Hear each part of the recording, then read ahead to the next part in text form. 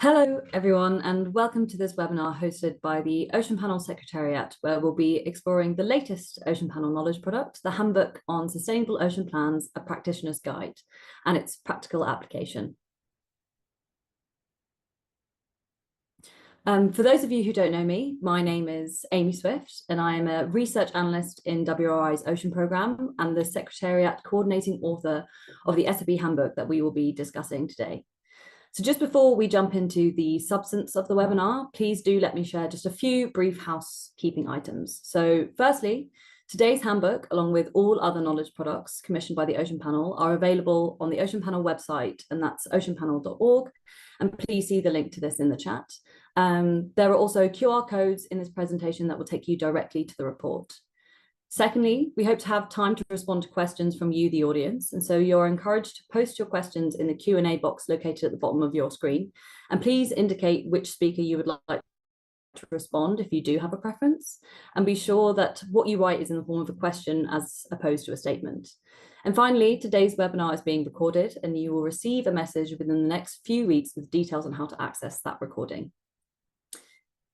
And so, to provide context for those of you less familiar with the Ocean Panel, this initiative was established in September 2018 and is now composed of 18 serving world leaders, co-chaired by the Prime Minister of Norway and the President of Palau, with support from the UN Secretary General's Special Envoy for the Ocean, Peter Thompson.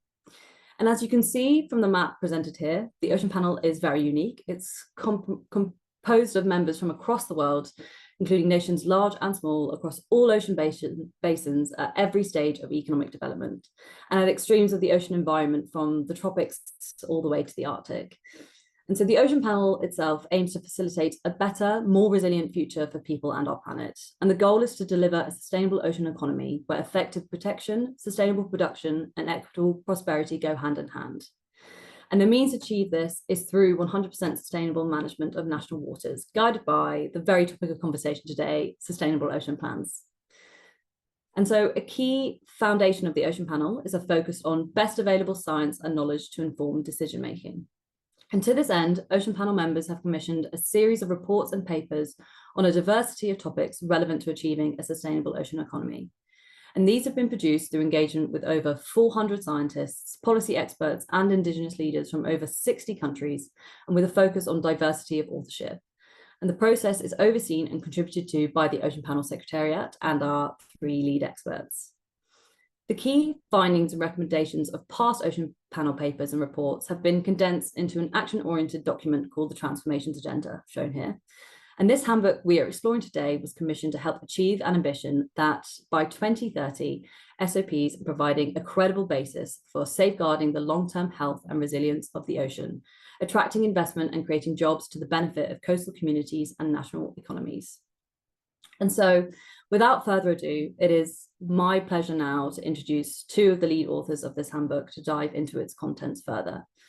Firstly, Cynthia Barzuna, who is our own Global Deputy Director of the Ocean Programme here at the World Resources Institute, where she leads our Sustainable Ocean Plans, the 100% Alliance, and coordinates the Ocean Action 2030 Coalition to advance sustainable ocean management. And with her, we have Julian Barbier, who is the head of the Marine Policy Section and acting as the UN Ocean Decade Coordinator at the Intergovernmental Oceanographic Commission of the UNESCO. So Cynthia, I'll hand over to you, so please go ahead and start your presentation. Thank you, Amy, and greetings, everyone. Thank you for connecting. Thank you for your interest. Thanks for joining this webinar. This has been a monumental effort of several authors that are probably here on this call today, which I would like to acknowledge and of course, thank for their great collaboration. Let me start by giving a bit of background on how we got here and why this handbook matters. In 2021, the members of the Ocean Panel asked a very direct question. If we are serious about managing 100% of our national ocean water sustainably, what does that actually look like in practice? The question led to the first SOP guide called 100% Sustainable Ocean Management and Introduction to Sustainable Ocean Plans. That first guide did something important. It set the foundation. It clarified the who, what, when, how, and why of sustainable ocean plans, and it defined the 9 core attributes that you're seeing now on your screen that every SOP should have, no matter the country, no matter the political system, no matter the level of capacity. Those 9 attributes became the shared DNA of what a credible SOP looks like. From there on, and with this headline commitment and this holistic approach, 8 countries of the 18 countries that have now that are part of the Ocean Panel have entered implementing and or updating stage of their sustainable ocean plans. 4 are developing, with the rest either getting started or setting scope and preparing. The last comprehensive analysis of Ocean Panel members' progress was the 2024 progress report, with the next due for release at the end of next year. So we will keep following on the success stories and capacity building and moving forward of developing and implementing sustainable ocean plans with our own members. But one of the questions that we always receive was, could you give us more on the step-by-step on how to develop and implement sustainable ocean plans? And this is how we came up with the handbook on sustainable ocean plans. And I would like to leave the floor now to my partner in crime in here for this, Julian Bavier, to explain a bit more. The floor is yours. Thank you very much, Cynthia, and good to see you all. Very pleased to see such a good audience and wide audience, and I'm sure you're all coming from various parts from around the world. So I think Cynthia and Amy have set the scene. I mean, we do have now this global momentum for promoting the approach of sustainable ocean planning and building this more integrated ocean governance that we need at the national level to deliver on our conservation targets, to build climate resilience, but also to really deploy the sustainable ocean economy. We have a 100% alliance. We also have a support from the UN Ocean Conference, the political declaration that takes note of this process. And I think the handbook really comes as the missing link. We have those political ambitions from member states, from the Ocean Panel in particular. But I think the panel strongly realized that we needed to really create a more operational framework to implement those political ambitions. And this is why the handbook was created and designed to really provide a step-by-step guidance for countries and technical practitioners that are embarking or who are taking various steps towards this sustainable ocean planning approach. Of course, the handbook and its value and its relevance goes far beyond the members of the Ocean Panel. It also builds on the work of many international organizations that have been working over several decades in ocean management, not least my own organizations, the IOC, whose member states also adopted a sustainable ocean planning strategy earlier this year. So the handbook, who is it for? I think it's really about practitioners. And of course, this is a broad term, which includes stakeholders and right holders. But I think we have in mind the government authorities, and in particular the technical institutions, which have a mandate in ocean and resource management. It's also for policymakers that are embarking in those processes. It's for civil society to really engage and be part of that process, but also private sector and sectoral regulatory organizations that have to be part of that participative approach.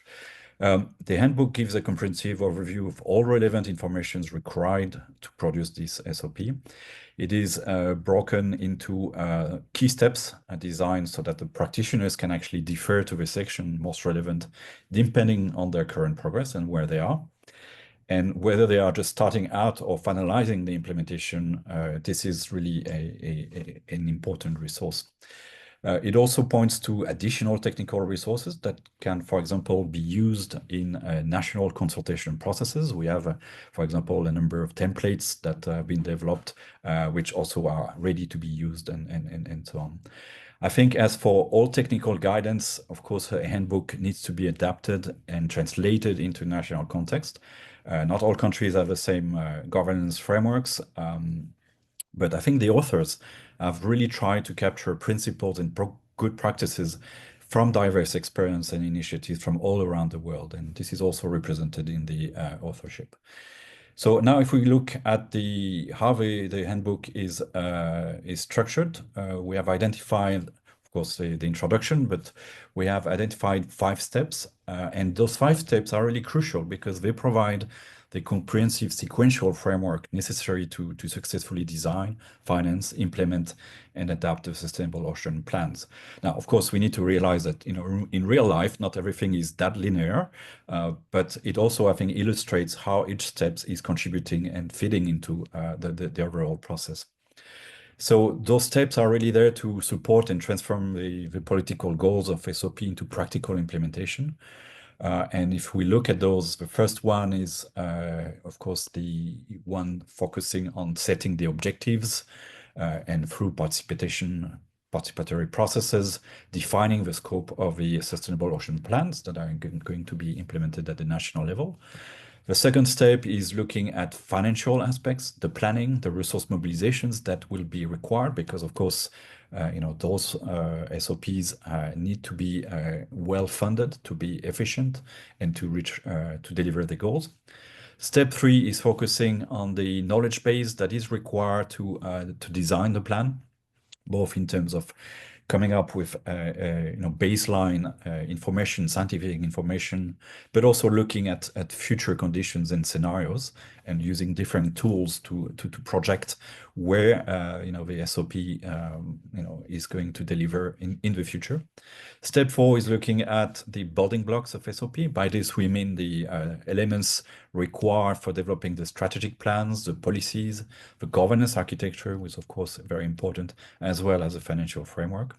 And then step 5 is looking at the implementation and action planning, which is really much into the phase implementation plan, the endorsement of SOP, as well as the monitoring and evaluation framework that is required. So that's what's in the handbook, but we are now going to take you a little bit more into the details of each of the steps, and I'll pass over to Cynthia to start taking us through those different steps.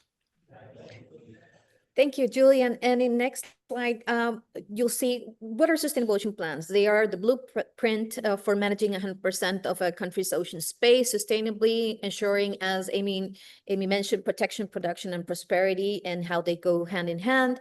But they're not just policies. They are strategic, knowledge-based, participatory frameworks that align ocean management with the Paris Agreement, the Kunming-Montreal Global Biodiversity Framework, and the UN Sustainable Development Goals.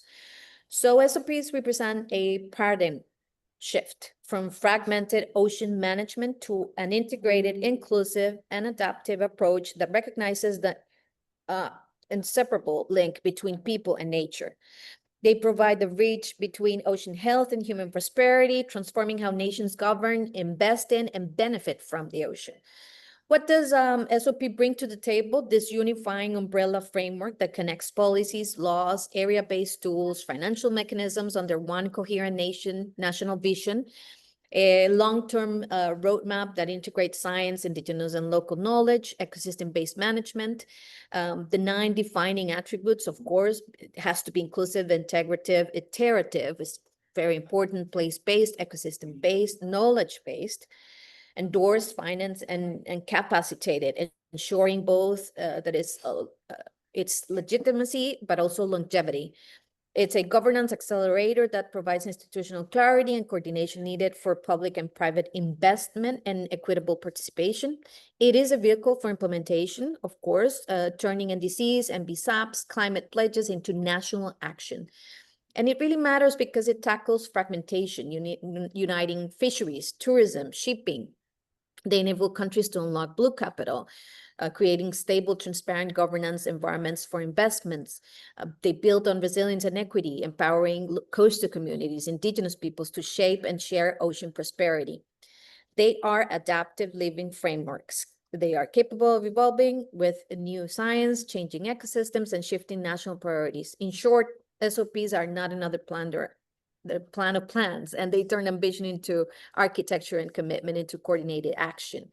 So step 1, going a bit more into details, really is where they unify all they unify all national strategies related to the ocean, fisheries, tourism, ports, biodiversity, climate, finance under a single national vision. This handbook treats ocean planning as a cross-government architecture and not just an environmental exercise. It defines the vision and the scope.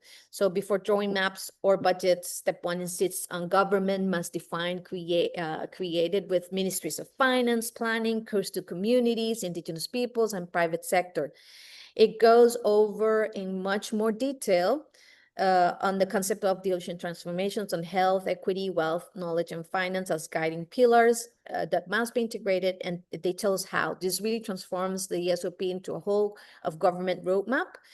And that governance architecture brings in also the cross-ministerial coordination powers, including finance, planning, indigenous peoples, and local knowledge, becomes part of the backbone that de-risks actually investment and ensures the legitimacy that it's very much needed. And this also makes SOP operational tools for implementation in international commitments as well.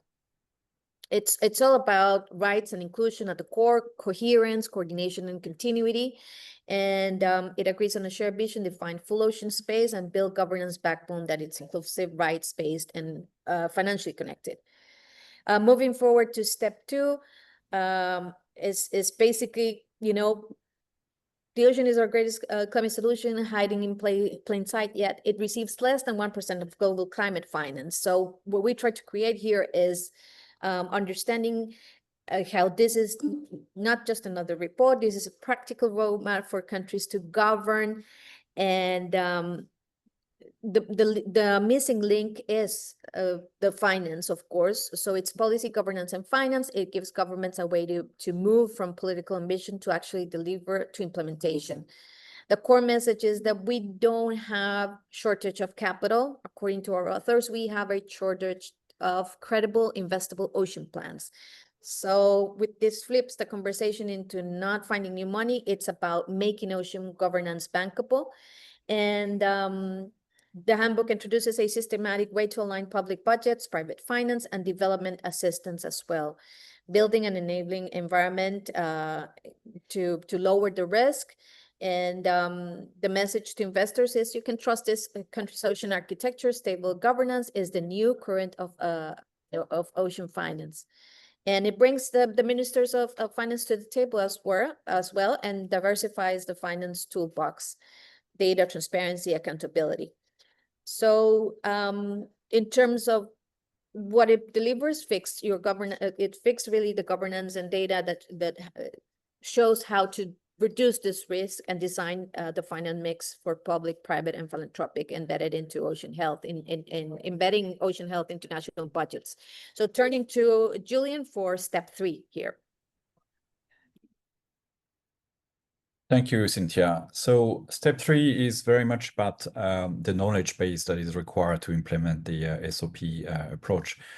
And this attribute is actually quite fundamental because we need the right knowledge, the right science for the design, for the effectiveness, for the equity aspects, and ultimately the achieving the long-term sustainability goals.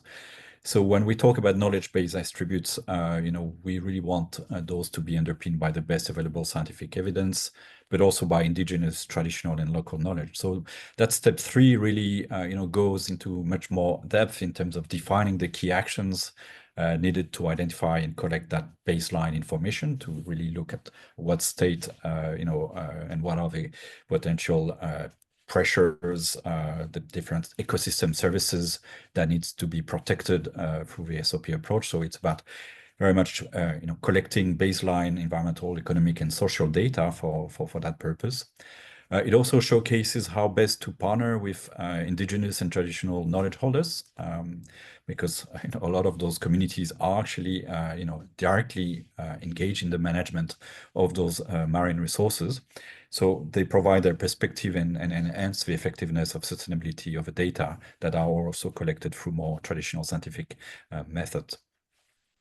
This step 3, I think, is also about providing details on the tools and methodologies for then integrated data analysis that can then also transform into specific decision support system. It looks at the role of ocean accounting in measuring the value that we're getting out of the marine environment, and that is also going to be important information to make some policy choices. It looks at impact mitigation strategies, geospatial data, indicators. Ocean observation is also very important because we need to be able to generate the right type of data to basically not only design the plan, but also monitor it in time and also look at projections for future conditions. So that's step 3. And then moving on to step 4, which is, all steps are equal, but I would say this one is really quite critical because it's looking at the life cycle of SOP and where the vision, the financing strategy, the baseline data established that in the previous steps are basically coming together to produce this cohesive, strategic, and actionable planning document that will be really the roadmap for the implementation.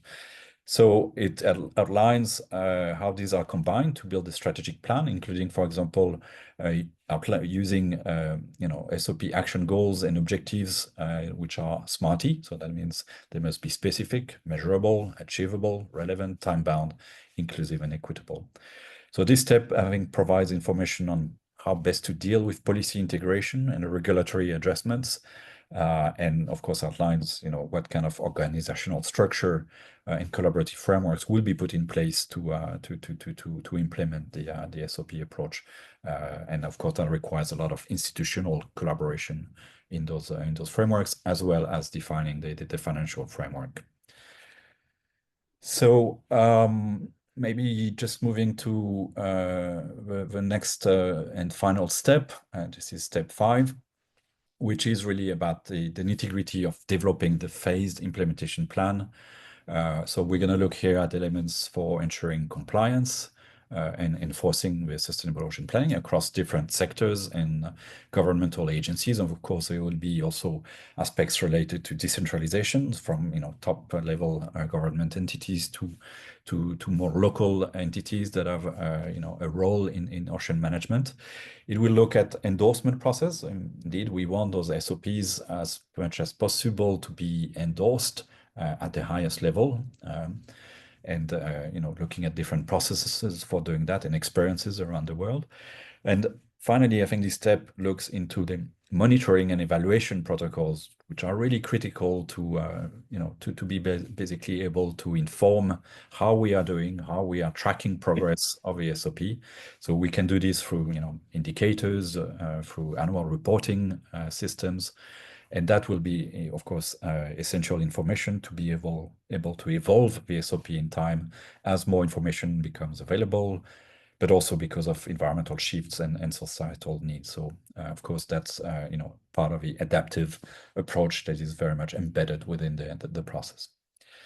So finally, my last slide for just to wrap up on the different steps. And for those who have already downloaded this document, you will see the richness of the work there. And again, thanks to our great team of authors that have been working in a very small period of time. I mean, we did this in a few months.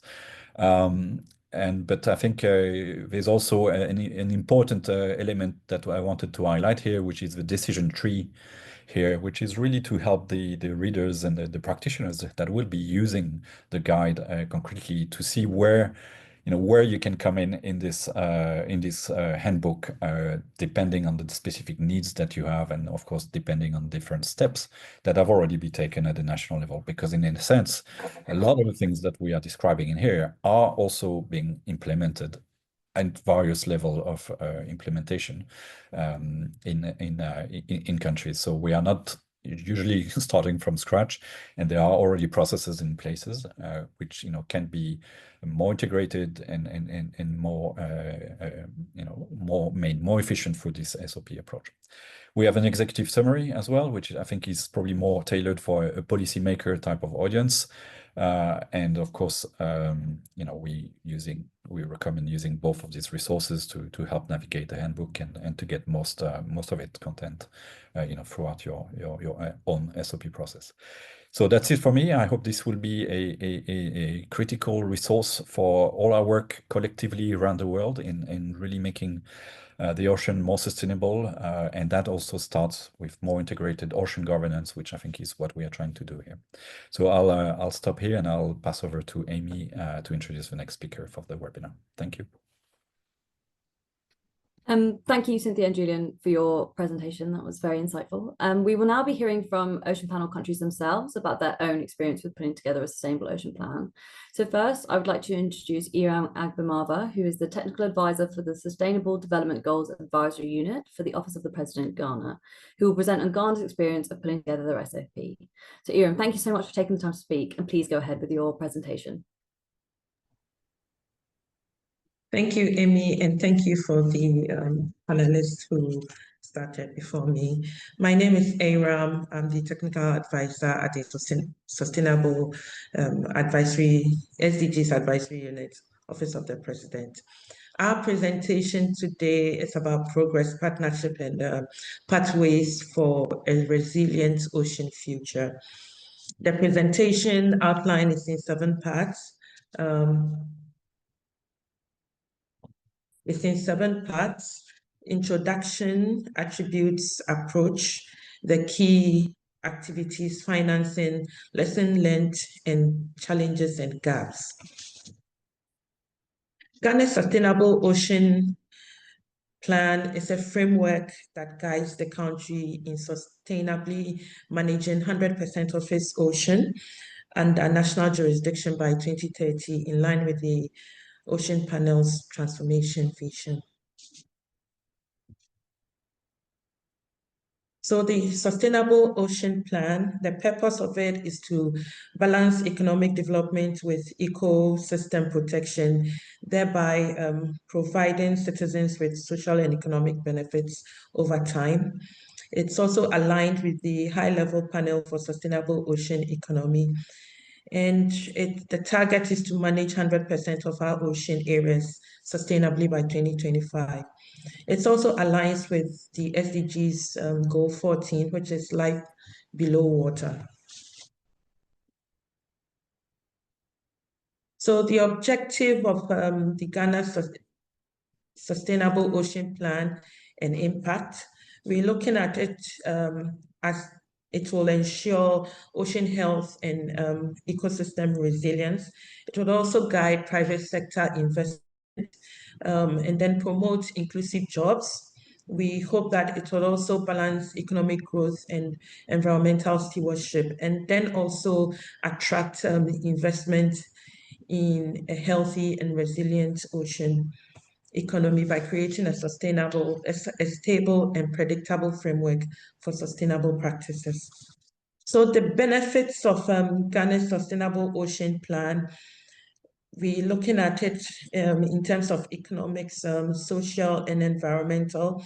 So economics, it will serve as the long-term economic growth and job creation. It will also help with regulatory certainties and investor confidence. In terms of social, we're looking at it as it would enhance the livelihood and well-being for coastal and indigenous communities. It will also help preserve cultural heritage and ocean knowledge. In terms of environment, we're looking at it as climate change mitigation, and then restoration of ecosystems and biodiversity, pollution reduction, and cleaner oceans. So why are we doing a sustainable ocean plan? Why are we developing a sustainable ocean plan? We are developing the Sustainable Ocean Plan. As you may know, the ocean has tons of wealth. So we intend to create awareness and build capacity for sustainable management of our ocean space and resources. We also intend to map out the marine space for competing uses and designate potential protected areas. So the processes or attributes of a sustainable ocean plan, I must say that we depended on the ton of wealth that high-level panel, information that a high-level panel has placed at our disposal online, and also the guidance from the World Resources Institute. So the attribute of Ghana's Sustainable Ocean Plan is integrative. That means we brought together relevant authorities such as the Maritime Authorities, the Fisheries Commission, academia, the Ghana Navy, to be able to establish a cross-sectorial and multi-stakeholder coordination mechanism. It is iterative. That means that it's a living document. It will be improved with new knowledge and refined in the light of results, new knowledge and stakeholder input and changing conditions. And then also it is inclusive. The SOP was prepared in a transparent and participatory manner. We included government agencies, local communities, academia, and other stakeholders, CSOs included. So in terms of content, the Sustainable Ocean Plan is place-based. That means it covers all our ocean and coastal marine areas under national jurisdiction. You can see the shaded area represents the coastal administrative region of the country, which is the western region, the central region, Greater Accra, and then the Volta region. And then it is also ecosystem-based. That means that it focused on ecosystem health, productivity, and then resilience. And we also depended on, we also based it on knowledge. We depended on the knowledge by local and indigenous communities. It covers environmental and economic and social dynamics. And we also acknowledge that this is not all inclusive in terms of data. So there might be data gaps and we are approaching it cautiously. So the Sustainable Ocean Plan in terms of impact, it's endorsed, it's backed by top national and subnational leaders.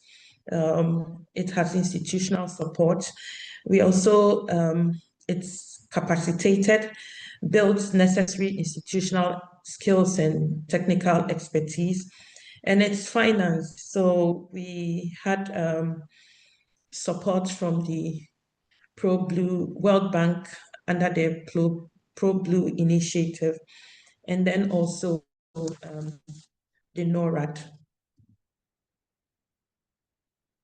So in terms of preparation, the development of the Sustainable Ocean Plan was anchored in a structured and inclusive and participatory manner. We had a roadmap that September 2024, there were national consultations. And then from September to October, we had thematic analysis and awareness creation and then stakeholder engagement. From November to August 2025, that was the preparation of the SOP, the drafting of the SOP and the Marine Spatial Plan document. And then we also had a validation workshop. We intend to have a training in the dissemination of the SOP between now and December 2025. So in terms of process delivery structure, proposed delivery structure, so the development of the SOP, earlier said, was anchored in an inclusive and participatory manner. It was spearheaded by the SDGs Advisory Unit of the Office of the President with support from the Ministry of Science and Technology. And we also had technical working groups, which is made up of resource persons from academia, from civil society, and other government agencies and the private sector. We also had a team of consultants drawn from the World Bank, Environment Defense Funds, and all, amongst others. Sorry. So the evolution of the process, there was a governance study that was completed. After that, we had expression of interest, and then regional consultations were completed. Then we organized a National Blue Economy Summit. The aim was to discuss the sustainable use of the ocean and marine resources for economic growth. After that, the technical working group was constituted, and then they went to work. We also, as I earlier said, secured funding for the SOP. Training on the marine spatial planning was also completed. And then we had a validation workshop after the drafting of the SOP. And we went through a review process, and we have been able to finally develop the SOP. So we have the Sustainable Ocean Plan for Ghana. Yeah. Okay. So in terms of the key initiatives that supported the Sustainable Ocean Plan, we had a marine spatial planning. This was to strengthen ocean governance through mapping and planning. We also had different activities, training, which was co-organized by the SDGs Advisory Unit, and then the Center for Scientific and Industrial Research, the Water Resource Institute, and it was supported by IOC UNESCO. And then also, we also had support from NORAD, who helped in local capacity building on fisheries and climate resilience. I must say that through this, we are happy to announce that Ghana has recently created its first marine protected area, which is at Cape 3, Greater Cape 3 points in the Western region. It spans an area of 700 square kilometers and is designated to protect vital breeding grounds for various marine species.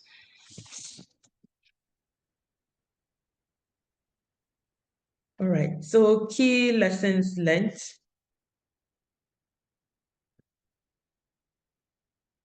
Key lessons learned, collaboration and partnership. Whilst we developed this, we realized that collaboration and partnership was very important. There was active stakeholder engagement throughout the process. We also had integration of indigenous knowledge. So we depended a lot on the local communities to ensure that they were inclusive, the process was inclusive and relevant. We also had strong institutional synergies. So the National Development Planning Committee is one of our key partners throughout this process. And we also had guidance from the Ocean Panel. Ghana's participation and commitment has provided clear direction. Then alignment opportunities. We'd say that it's linked with the National Blue Economy Strategy and Coastal Development Framework. Also, leadership support driven by the President of the Republic of Ghana and also the NDPC chairman and senior, who doubles also as the senior advisor of the president to the president on the SDGs. In terms of funding, predictable and adequate financing is vital for success. So we had funding from the World Bank, which helped us greatly. In terms of challenges and lessons, the transition gap, we took over in January, so there was a certain gap in terms of handing over, a slow process from the previous SDGs Advisory Unit. And then institutionalization, SOP needs stronger integration at national and the subnational levels. In terms of governance structure, we believe that it's important to have a high-level ministerial committee, which is yet to be established. In terms of data and coordination gaps, we had limited data and interagency collaboration. We believe that this could be improved moving forward. Thank you.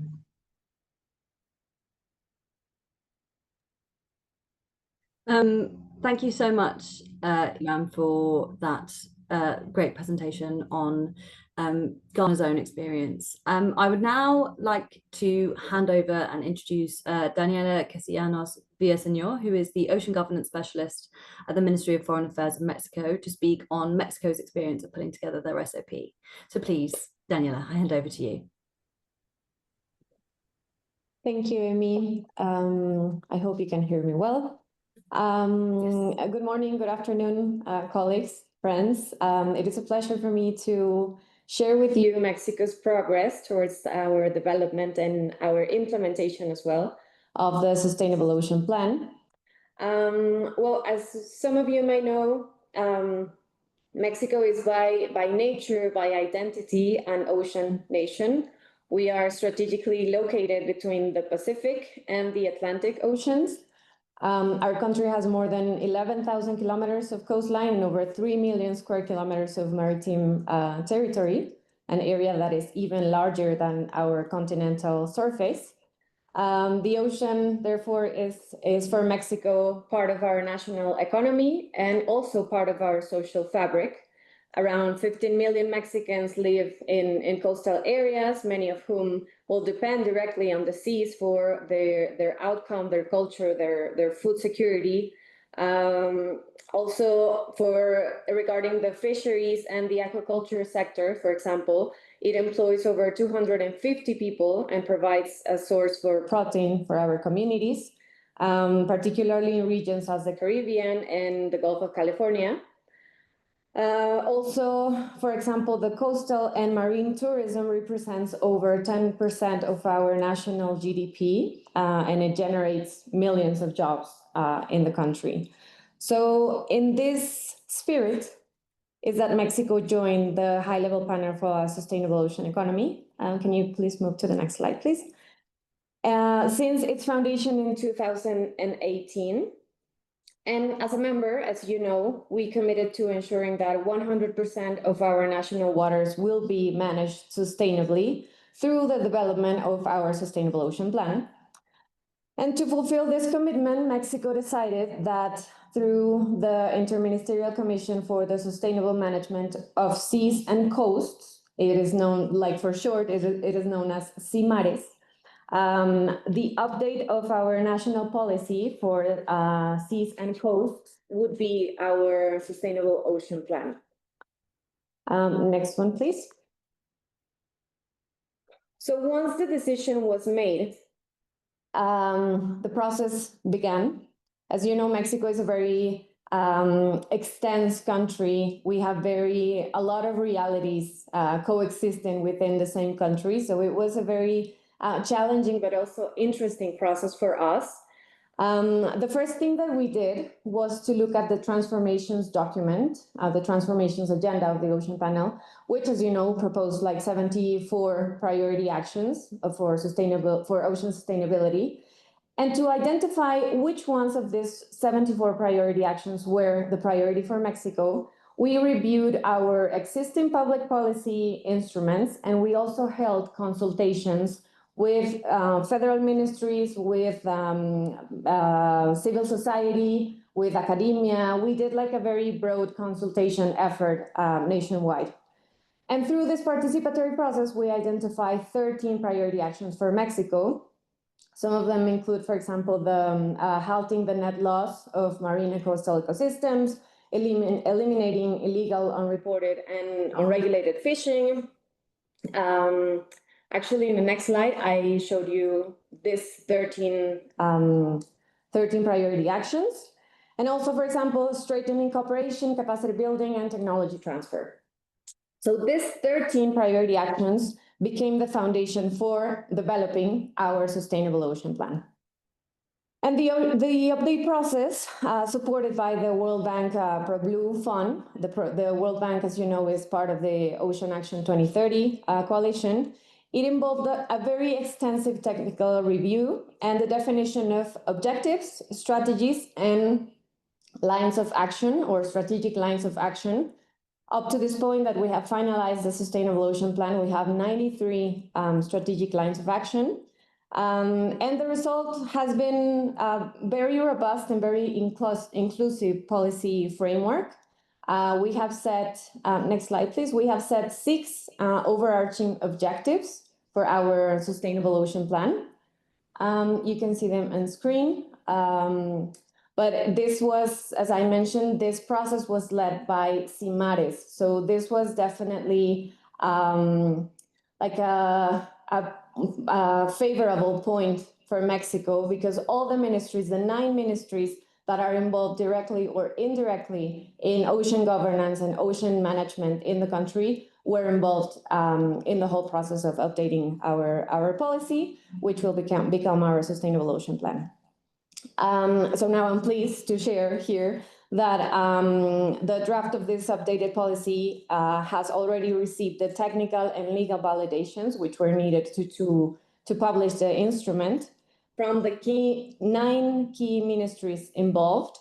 And it is now undergoing the final administrative steps before publication in our official gazette. So we hope to have this document published by the end of this year. Next one, please.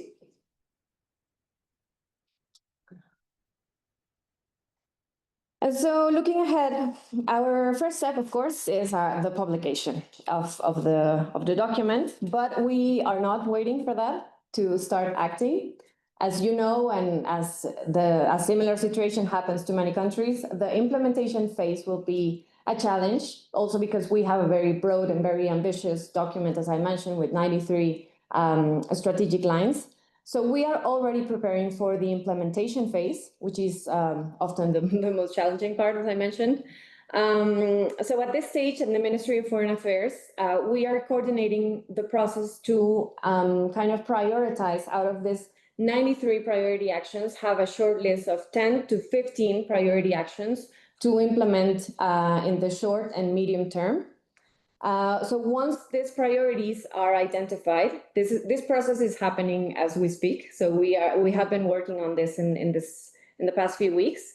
So once these priorities are defined, we will begin mapping the key stakeholders, including ministries, including governments of other countries, development banks, cooperation agencies, NGOs, to identify who is already working on these issues, because we know that there's already a lot of work happening, a lot of efforts happening around these topics. So who is already working on this, and how we can align efforts and resources to implement this 10 to 15 priority actions for Mexico. And to support this, on November 28th, we will hold a national high-level workshop here in Mexico City on alliances and financing for the implementation of Mexico's Sustainable Ocean Plan. And the event will bring together the public and private actors to discuss how they can support the government in implementing these priority actions. We have identified 3 key elements that might happen in this workshop. So it's capacity building, knowledge sharing, and financial mechanisms to implement this strategic line. So we believe that this process will be essential to ensure that our plan translates to results, to very tangible and very real results. And finally, next please. So finally,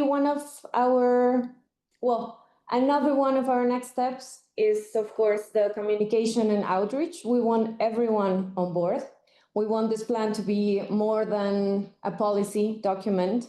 We want this to become a living document that connects and guides actions across sectors and across territories. So we are very proud to share this with you. We are very proud to contribute to the vision, to the global vision and the panel's vision of a sustainable ocean economy. And well, through this plan, we reaffirm our commitment and our interest to protect the ocean as a source of life and for the well-being of people. Thank you very much.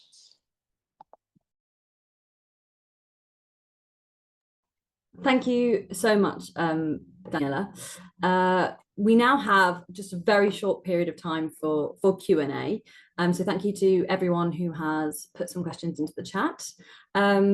We will only have a couple of questions just to do with timing. So the first one, which I will hand to both Iram and Daniela, is about land-sea interactions. The question the question is, how do you deal with land-sea interaction on your SOP process? So I might turn to Iram first, just to get your thoughts on that.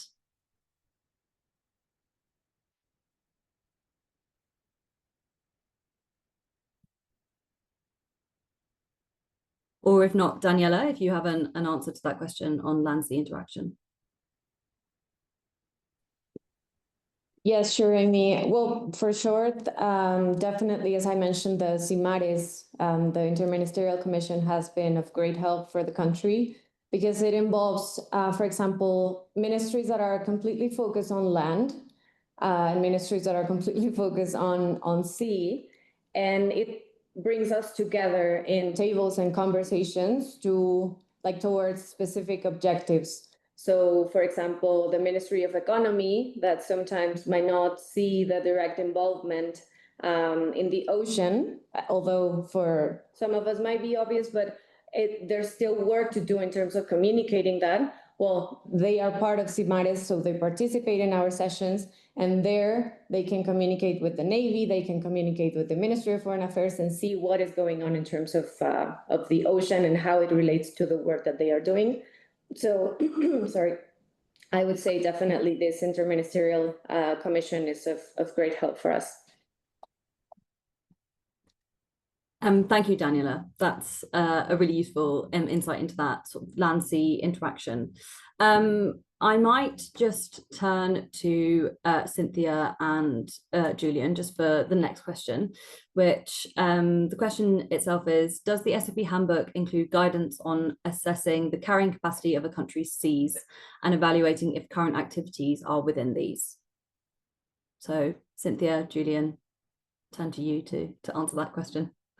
Sure, happy to respond very briefly. Yes, of course, and I will leave Julian to talk about a bit of the rapid assessment, but this is about putting all of the pieces of the puzzle together. So it is important to consider what countries have done before, and if they have already invested in marine protected areas and marine spatial planning, in other elements that are part of sustainable ocean plans. These are moving pieces that, of course, could be very useful, and it means that we don't start from baseline zero, but there's something there that could be useful to complete the whole picture on sustainable ocean plans, which of course include more on biodiversity, climate linkages. It includes more on sustainably managing the ocean as well. So it's a comprehensive framework that includes a lot under the same umbrella. But Julian, you probably want to reflect as well. Over to you. Yeah, no, I think you covered the main points, Cynthia. I think what's important is really have a process for having this kind of baseline assessment, both in terms of the institutional arrangements that are already in place and where the SOP can bring more of this integration. I think one of the value of SOP is that we're also bringing economic sectors into the picture, whether it's fisheries, whether it's shipping, whether it's offshore energy and renewable. And that also require, understanding and bringing those stakeholders to the table and understanding what are the existing frameworks, regulatory frameworks that can be improved to address the objectives of the SOP. So we need to have this process, and we've been working in supporting countries in developing this rapid assessment approach to understand how the institutions are working together, where are the gaps, but also looking at capacity development aspects. I mean, we know that institutions require capacity development, and individuals require capacity development, and really providing a process for defining where the priorities are in terms of future investments for training, for twinning approach, but also looking at how the scientific information is flowing, or where are the improvements are required to generate the data and information for supporting the processes. So all of these are very important steps that we want to embed into the process, starting right at the beginning, so that we are more efficient in guiding the process. Yes, thank you so much, Julian and Cynthia, for that answer. Unfortunately, we have run out of time in terms of the Q&A, but thank you for all the questions you've put forward. One very key question that seems to come up is a lot about marine spatial planning and the link to that. And so with that, I now welcome Marina Scherer, who's the COP30 Special Envoy for the Ocean and lead section author for Step 1 of the Handbook, to provide some closing remarks. So Marina, as I hand over to you. Thank you, Amy. Thank you. And thank you very much for inviting me to be here at this very important session. So what I want to say as a final remarks here is that SOP is essential for ocean health. And SOPM, and you see that put I am on that management, is at the heart of the COP30's ocean agenda. So just explaining a bit, within the COP30 action agenda, we have 30 objectives organized across 6 axes, which representing a key pathway to accelerate climate action.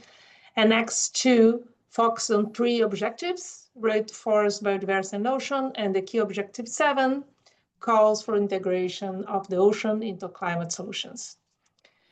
Well, to achieve this activation group, each objective has an activation group, put together the plan to accelerate solutions. And for the ocean, we put everything together in the same plan called the Blue Package. And in this Blue Package, the ocean breakthroughs that are international targets for ocean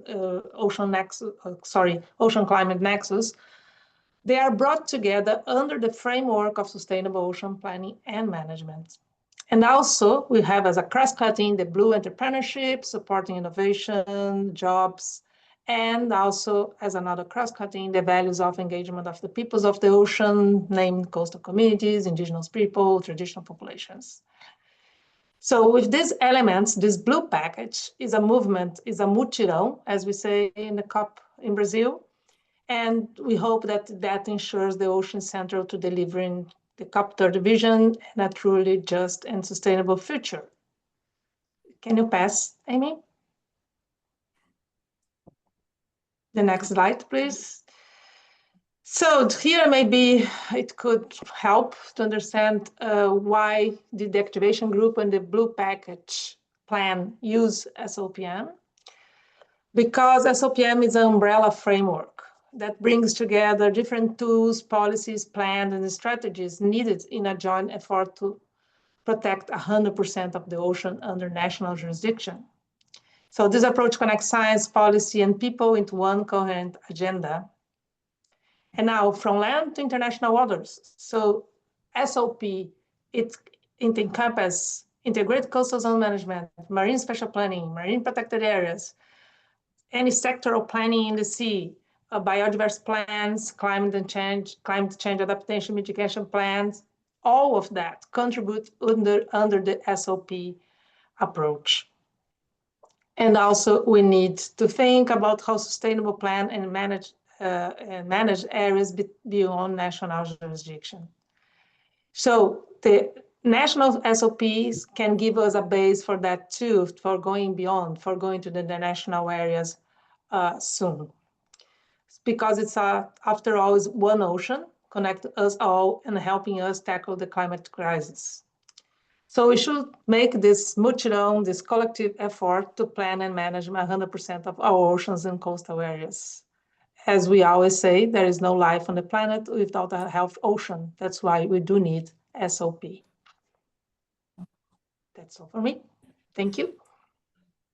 Thank you, Marines, for your closing remarks. And again, to all the speakers, as well as all the authors who put so much incredible time and effort into this product. And finally, to all of you for your attendance and your time today. We hope the webinar has been useful and you have all learned more about SOPs and the steps required to put these together. The QR code shown will direct you straight to the handbook, as well as the link shared here. And if you have any further questions, please do contact me at the email shared. Thank you again for your attention, and I hope you have a lovely rest of your day, wherever you are in the world.